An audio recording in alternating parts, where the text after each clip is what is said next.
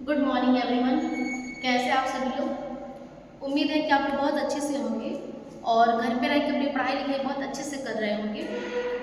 आज का हमारा टॉपिक है मनुष्यता का डर और इसका लेक्चर वीडियो के माध्यम से आप लोगों ने समझ लिया था और आज इसका प्रश्न उत्तर का मैं व्याख्यान दूंगी। तो मैंने इस चैप्टर का जो प्रश्न उत्तर है मैंने इसका पीडीएफ बना के ग्रुप में मैं आपको सेंड कर दूंगी।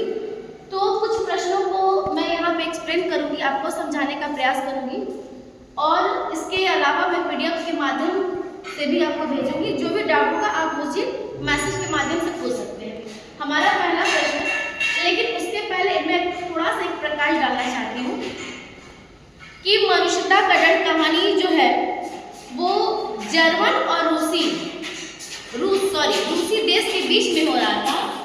जो युद्ध हो रहा था उसमें दोनों देशों के लोगों को बहुत कष्ट हो रहा था, तकलीफ हो रहा था, क्योंकि कभी भी युद्ध होता है तो कोई भी इंसान सुख चैन से नहीं रहता है। तो यहाँ पे पहला जो प्रश्न है हमारे चैप्टर से कि रूसी परिवार में कितने सदस्य थे?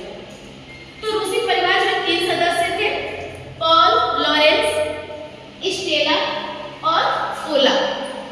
ठीक है, इसके बाद पोला क्या करना चाहती थी?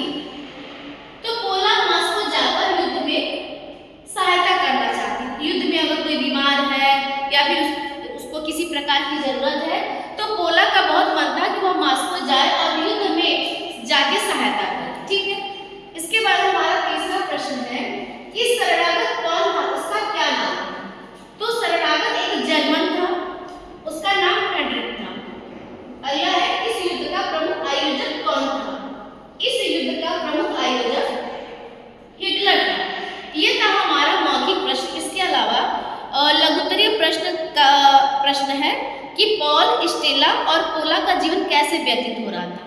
तो मैंने आंसर में दिया है कि पॉल, स्टेला और पोला का जीवन हलचल रहित, हलचल मतलब होता है कि उनका जो जीवन था वो एकदम नीरस हो गया था, उसमें न कोई खुशी था न किसी प्रकार का कोई उत्साह था।